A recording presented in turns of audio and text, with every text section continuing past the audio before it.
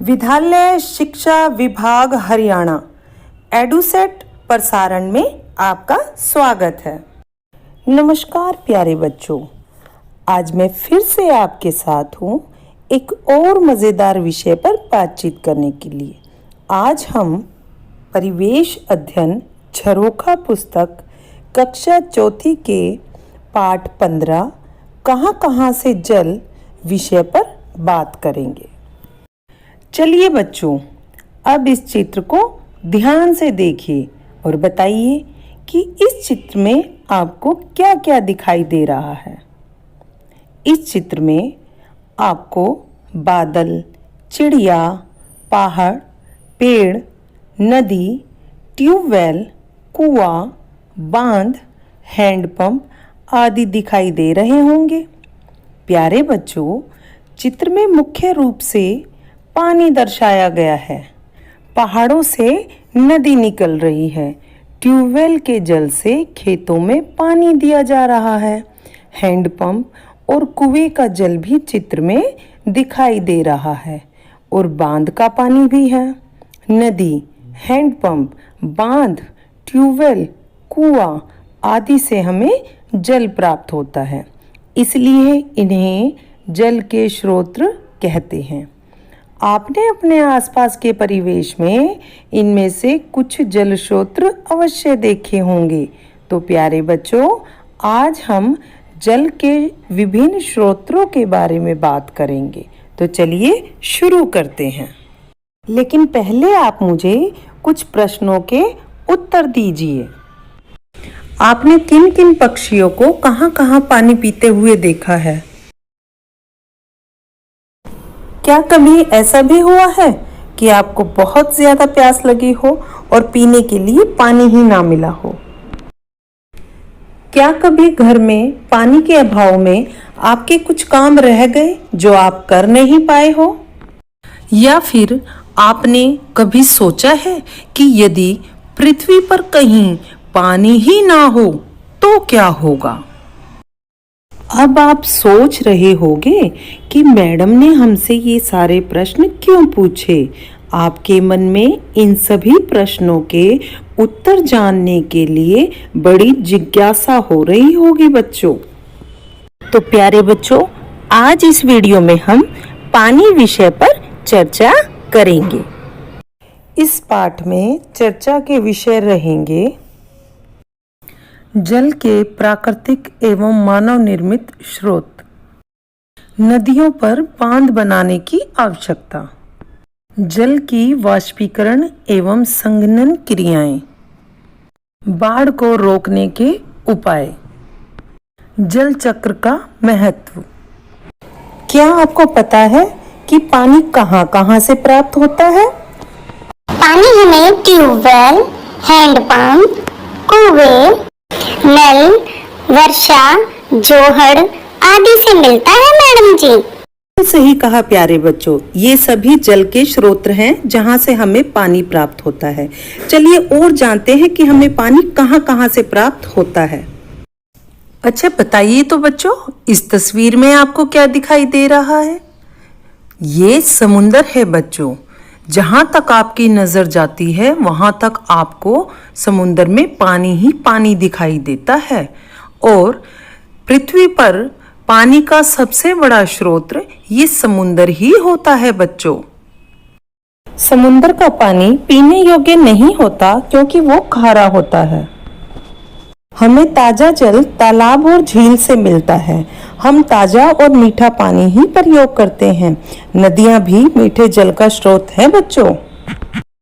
बहुत से लोग नदियों के पानी का उपयोग नहाने, कपड़े धोने और कृषि में भी करते हैं। क्या आप जानते हैं पानी का स्रोत भूमिगत जल भी है? आपने कुएं तो देखे ही होंगे, उसमें पानी कहाँ से आता है? क्या कभी सोचा है? ये जमीन के अंदर से आता है बच्चों। इसे ही भूमिगत जल कहते हैं। ये भी मीठा जल होता है। नलकूप व कुओं का प्रयोग भूमिगत जल को निकालने के लिए किया जाता है।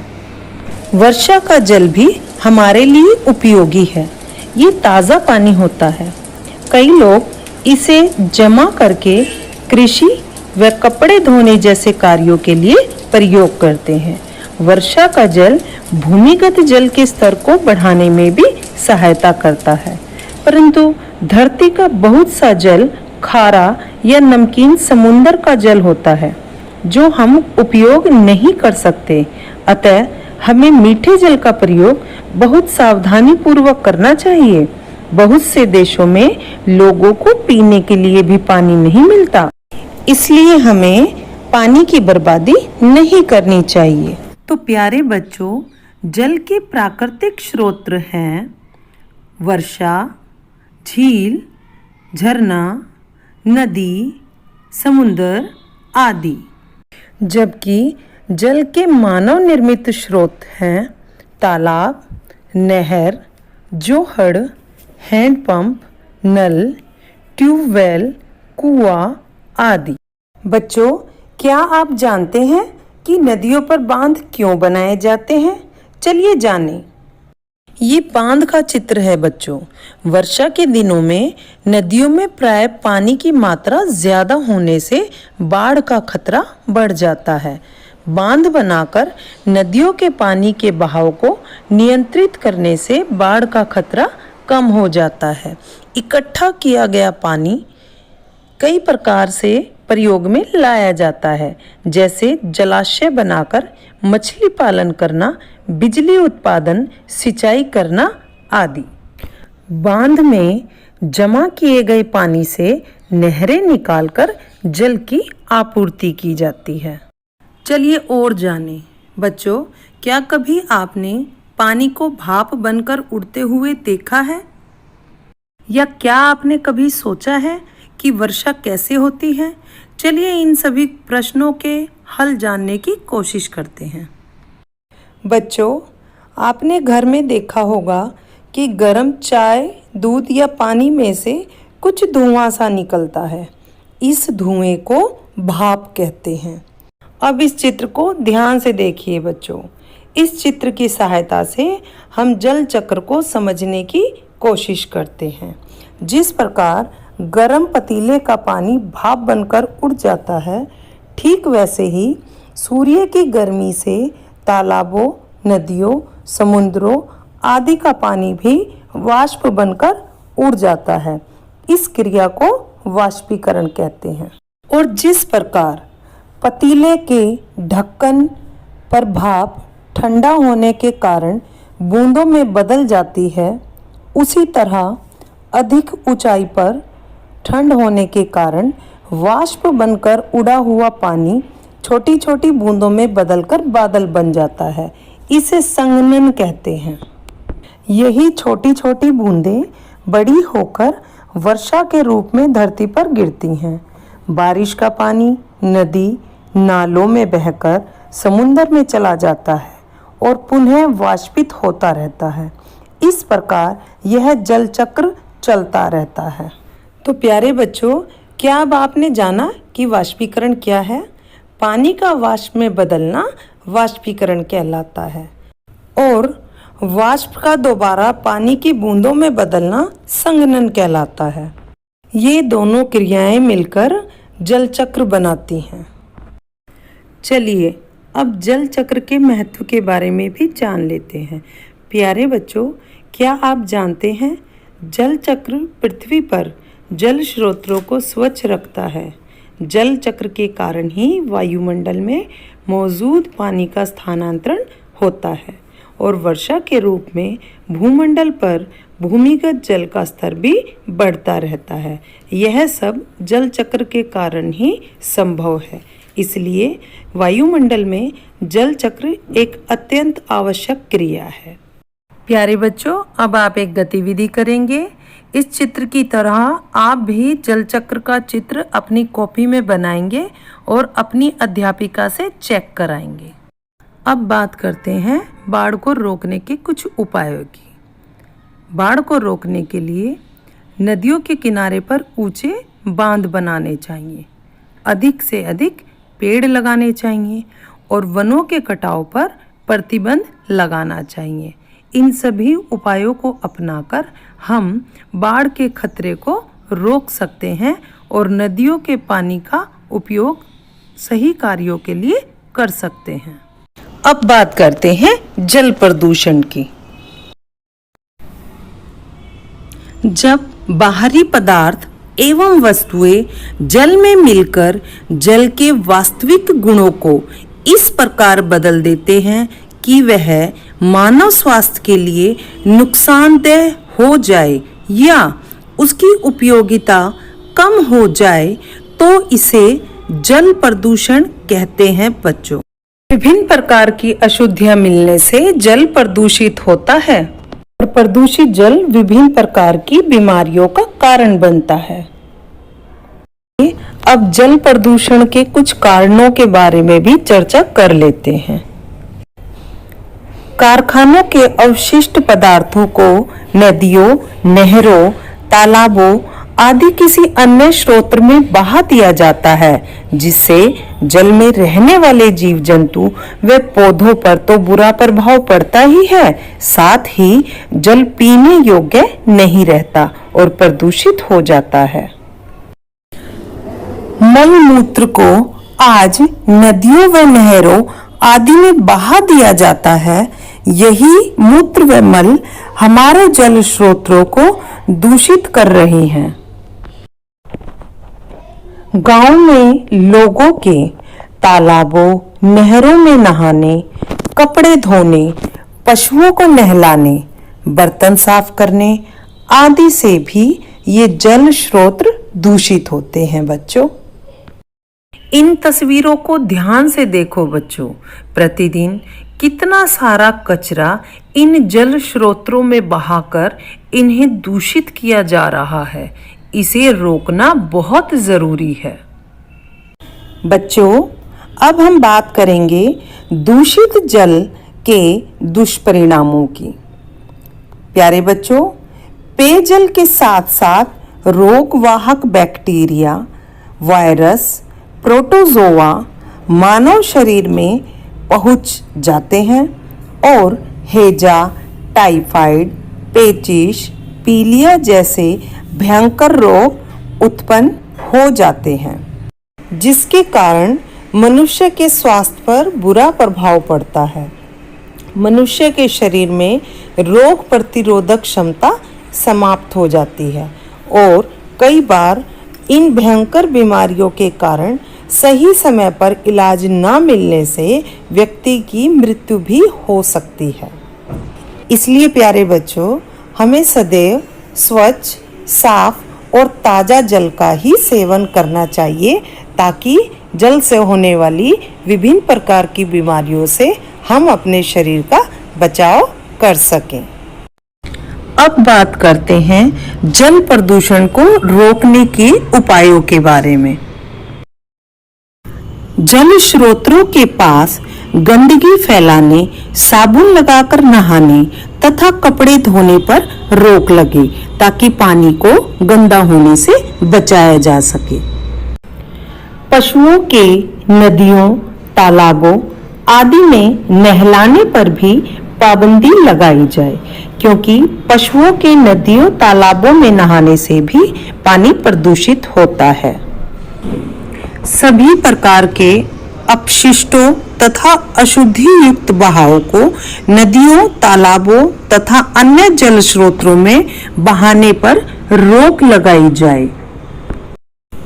नदियों में शवों, राख तथा अधजली लकड़ी के बहाने पर भी प्रतिबंध लगाया जाए। धार्मिक स्थलों पर लोग नदियों के किनारे पूजा करते हैं और विभिन्न प्रकार की सामग्री जैसे फूल, धूप, अगरबत्ती आदि पानी में बहाते हैं। इस पर भी रोक लगाई जाए। फसलों के लिए उर्वरकों तथा कीटनाशक दवाओं का उपयोग केवल आवश्यकता अनुसार ही किया जाए। और सबसे जरूरी बात, जन जागरूकता को बढ़ावा देना और जल संरक्षण के लिए जागरूक करना, क्योंकि जब तक जागरूकता नहीं होगी तब तक ना तो जल प्रदूषण को रोका जा सकता है और ना ही जल संरक्षण की बात सोची जा सकती है। बच्चों, एक गतिविधि और करते हैं। पानी के भिन्न भिन्न स्रोतों की तस्वीर इकट्ठा करो और उन्हें अपनी कॉपी में चिपकाओ। प्रत्येक के नीचे उसका नाम भी लिखो और अपनी अध्यापिका से चेक कराओ। प्यारे बच्चों, अब पाठ के आधार पर हम कुछ अभ्यास कार्य भी करेंगे। प्रश्न पहला, नीचे पानी के कुछ स्रोत दिए गए हैं। इनमें से प्राकृतिक और मानव निर्मित स्रोतों को छांटकर दी गई तालिका में लिखिए। अब बच्चों, यहाँ पर कुछ शब्द दिए हुए हैं और नीचे प्राकृतिक स्रोत और मानव निर्मित स्रोतों की 2 तालिकाएं बनी हुई हैं। आपको इन शब्दों में से छांटकर सही स्थान पर लिखना है। पहला शब्द है वर्षा। आप सभी जानते हैं कि वर्षा एक प्राकृतिक स्रोत है, इसलिए इसको पहली तालिका में लिखेंगे। बच्चों, दूसरा ऑप्शन है तालाब। तालाब मानव निर्मित जल स्रोत तथा प्राकृतिक जल स्रोत दोनों है, इसलिए इसे दोनों तालिकाओं में लिखा जाएगा। तीसरा ऑप्शन है नहर। नहर भी मानव निर्मित जल स्रोत है। ये मनुष्य के द्वारा ही बनाया जाता है, इसलिए इसे भी आप दूसरी तालिका में लिखेंगे। अगला ऑप्शन है नदी। प्यारे बच्चों, नदी एक प्राकृतिक जल स्रोत है। जब पहाड़ों से बर्फ पिघलती है तो वह पानी बहकर नदियों का रूप ले लेता है, इसलिए यह एक प्राकृतिक जल स्रोत है। यह पहली तालिका में लिखा जाएगा। उसके बाद है झरना। झरना भी एक प्राकृतिक स्रोत है, इसलिए पहली तालिका में लिखा जाएगा। उसके बाद झील। झील भी प्राकृतिक स्रोत है, यह भी पहली तालिका में लिखा जाएगा। नेक्स्ट है जोहड़। लेकिन जोहड़ प्राकृतिक स्रोत नहीं है, यह मानव निर्मित है। गांव में जब सारा गंदा पानी इकट्ठा एक जगह हो जाता है तो वह जोहड़ का रूप ले लेता है। आपने देखे होंगे बहुत से जोहड़ बच्चों, ये एक मानव निर्मित स्रोत है। उसके बाद है हैंडपंप। हैंडपंप भी मानव निर्मित स्रोत है। ये मनुष्य द्वारा बनाया जाता है जल प्राप्त करने के लिए, इसलिए यह दूसरे तालिका में लिखा जाएगा। उसके बाद नल। नल भी मानव निर्मित स्रोत है, दूसरी तालिका में लिखा जाएगा। उसके बाद है समुद्र। समुद्र एक प्राकृतिक स्रोत है बच्चों, इसलिए पहली तालिका में लिखा जाएगा। अगला है ट्यूबवेल। ट्यूबवेल भी मानव निर्मित स्रोत है, इसलिए इसे तालिका 2 में लिखा जाएगा। अगला ऑप्शन है कुआं। कुआं भी बच्चों मनुष्य द्वारा बनाया जाता है, यह भी एक मानव निर्मित जल स्रोत है, इसलिए इसे तालिका दूसरी में लिखा जाएगा। अगला है चश्मा। जैसे आपने सुना होगा सोहना में गर्म पानी का चश्मा है, ये चश्मा खुद बनता है, इसलिए यह एक प्राकृतिक जल स्रोत है, पहली तालिका में लिखा जाएगा। और आखिरी ऑप्शन है जेट पंप। जेट पंप भी मनुष्य द्वारा जल प्राप्त करने के लिए बनाया जाता है, इसलिए यह एक मानव निर्मित जल स्रोत है, इसे दूसरी तालिका में लिखा जाएगा। बच्चों, यह अभ्यास कार्य आपकी पाठ्य पुस्तक परिवेश अध्ययन के पेज नंबर 124 पर दिया हुआ है। आप इसे अपनी कॉपी में करेंगे और अपनी अध्यापिका से चेक कराएंगे। अब इन प्रश्नों के हल भी देख लेते हैं। पहला प्रश्न है, पानी का वाष्प में बदलना क्या कहलाता है? तो अब आप अच्छी तरह जान गए होंगे कि पानी का वाष्प में बदलना वाष्पीकरण कहलाता है। तो इसका सही उत्तर है वाष्पीकरण। वाष्प के दोबारा पानी की बूंदों में बदलने को क्या कहते हैं? प्यारे बच्चों, वाष्प जब दोबारा पानी की बूंदों में बदलता है तो उस क्रिया को संघनन कहते हैं। तो इसमें सही उत्तर है संघनन। अगला प्रश्न है, वर्षा का जो जल धरती सोख लेती है उसे हम दोबारा कैसे प्रयोग में लाते हैं? तो प्यारे बच्चों, वर्षा का जो जल धरती सोखती है उसे हम भूमिगत जल कहते हैं और इस भूमिगत जल को हम कुओं या हैंडपंप की सहायता से दोबारा प्राप्त करते हैं और प्रयोग में लाते हैं। इसलिए सही उत्तर होगा कुएं या हैंडपंप। अगला प्रश्न है, क्या तुमने कभी बरसात का पानी चखा है? यदि हाँ, तो बताएं कि इसका स्वाद कैसा होता है। तो प्यारे बच्चों, बरसात के पानी का स्वाद मीठा होता है, इसलिए यहाँ सही उत्तर मीठा होगा। ये सभी प्रश्न आपकी पाठ्य पुस्तक परिवेश अध्ययन के पाठ 15 में पेज नंबर 123 पर दिए हुए हैं। आप इन्हें अपनी कॉपी में नोट करेंगे और अपनी अध्यापिका से चेक कराएंगे। चलिए अब एक एक्सरसाइज और कर लेते हैं। नीचे दिए जिन कामों में पानी की ज़रूरत है उन पर सही का निशान लगाओ। अब यहाँ पर आपको कुछ काम दिए हुए हैं, आपको इन कामों को ध्यान से पढ़ना है और जानने की कोशिश करनी है कि कौन से काम में पानी की ज़रूरत होती है और कौन से काम में पानी की ज़रूरत नहीं होती। अब यहाँ पर सबसे पहली ऑप्शन है खेलने में। क्या खेलने में पानी की ज़रूरत होती है? नहीं ना, तो यहाँ पर हम इस बॉक्स को खाली छोड़ देंगे। दूसरी ऑप्शन है गाना गाने में। गाना गाने में भी बच्चों पानी की ज़रूरत नहीं होती। अगली ऑप्शन चाय बनाने में। हाँ, चाय बनाने में पानी की ज़रूरत होती है, इसलिए इस पर सही का निशान लगाएंगे हम। अगला आटा गूंदने में। इस कार्य के लिए भी हमें पानी की ज़रूरत होती है, इसलिए यहाँ भी सही का निशान लगाएंगे। लिखने में कोई पानी की ज़रूरत नहीं होती। नाव चलाने में, नाव चलाने में बच्चों पानी की ज़रूरत होती है, क्योंकि पानी नहीं होगा तो नाव नहीं चलेगी, पानी में ही नाव चलती है। अब यहाँ पर भी आप सही का निशान लगाएंगे।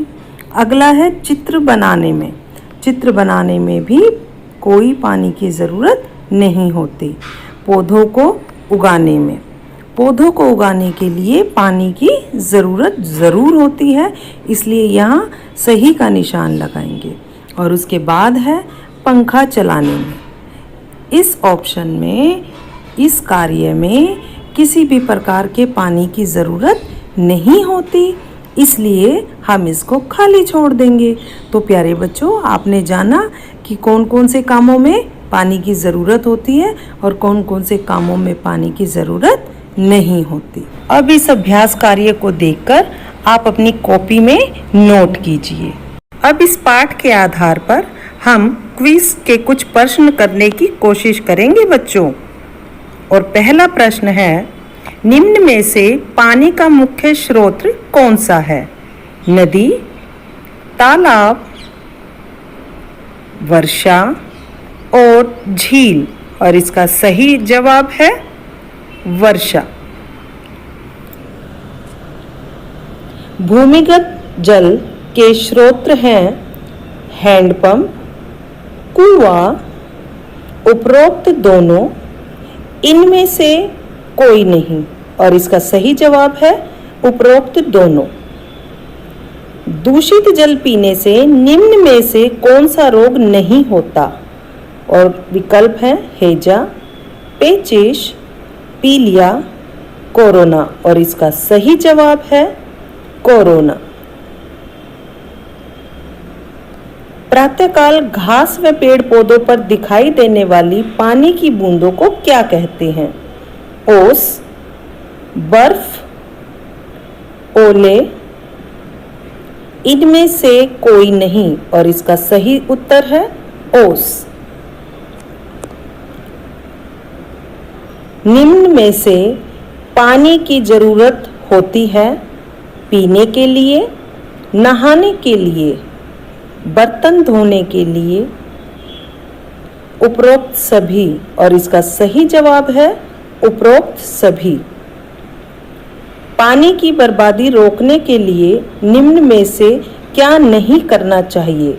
नहाने के लिए बाल्टी का प्रयोग करना, ब्रश करते समय नल बंद करना, गाड़ी को पाइप से धोना, उपरोक्त सभी। और इसका सही उत्तर है गाड़ी को पाइप से धोना। इनमें से कौन सा पानी का स्रोत नहीं है? वर्षा, नदी, तालाब, बिल। और इसका सही जवाब है बिल। निम्न में कौन सा विकल्प अन्य से अलग है? नहाना, कपड़े धोना, कंघी करना, आटा गूंदना। और इसका सही जवाब है कंघी करना। गांव में लोग जोहड़ में क्या क्या कार्य करते हैं? भैंसों को नहलाते हैं, नहाते हैं, कपड़े धोते हैं, उपरोक्त सभी। और इसका सही जवाब है उपरोक्त सभी। प्रश्न 10, बांध का पानी निम्न में से किस कार्य के लिए प्रयोग होता है? पहला, चिकित्सा सेवा, दूसरा, सिंचाई करना, तीसरा, उपरोक्त दोनों कार्य, चौथा, इनमें से कोई नहीं। और इसका सही जवाब है दूसरा, सिंचाई करना। प्रश्न 11, जो जल धरती सोख लेती है उसे क्या कहते हैं? और इसके विकल्प हैं पहला वाष्पीकरण, दूसरा संघनन, तीसरा भूमिगत जल, चौथा जल चक्र। और इसका सही जवाब है तीसरा भूमिगत जल। प्रश्न 12, पानी का वाष्प में बदलना कहलाता है?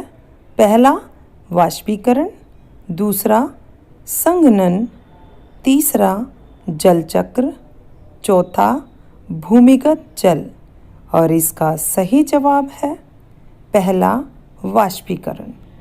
प्रश्न 13, गर्मी के कारण पानी क्या बनकर उड़ जाता है? और इसके विकल्प हैं पहला ओस, दूसरा भाप, तीसरा बूंद, चौथा इनमें से कोई नहीं। और इसका सही विकल्प है दूसरा भाप। प्रश्न 14, प्राकृतिक जल के स्रोत हैं? पहला ट्यूबवेल, दूसरा हैंडपंप, तीसरा वर्षा, चौथा इनमें से कोई नहीं। और इसका सही जवाब है तीसरा वर्षा। प्रश्न 15, मानव निर्मित जल के स्रोत हैं? पहला नल, दूसरा ट्यूबवेल, तीसरा उपरोक्त दोनों, चौथा इनमें से कोई नहीं। और इसका सही विकल्प है तीसरा उपरोक्त दोनों। तो प्यारे बच्चों, आज इस वीडियो के माध्यम से हमने जल के बारे में जाना। आज इस वीडियो में हमने चर्चा की कि जल के मुख्य स्रोत यानी जल हमें कहाँ कहाँ से प्राप्त होता है। आप सब जान गए होंगे कि बिना जल के हम एक दिन भी नहीं रह सकते। प्यारे बच्चों, आज आपने इस पाठ में वर्षा के जल, समुद्र के जल आदि के बारे में विस्तृत जानकारी प्राप्त की।